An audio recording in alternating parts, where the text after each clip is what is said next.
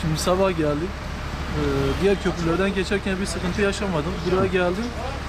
Tam köprünün ortasına geldik. Arabayı stop ettik. Daha çalıştıramadık. Su, her yerden su akıyor. Yani köprüden herhangi bir tahliye yok ama gelen su var. Ondan dolayı her geçen zaman arabanın altı su doldu. Yani ilk geldiğimizde bir 15-20 santim su vardı.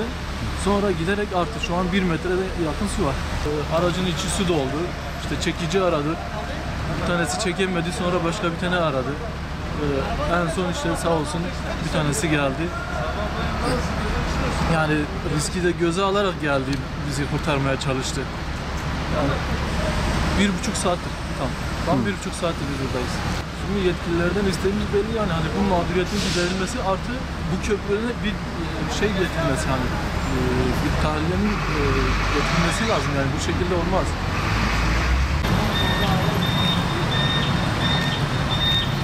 Abi bagajda özlenen yok değil mi?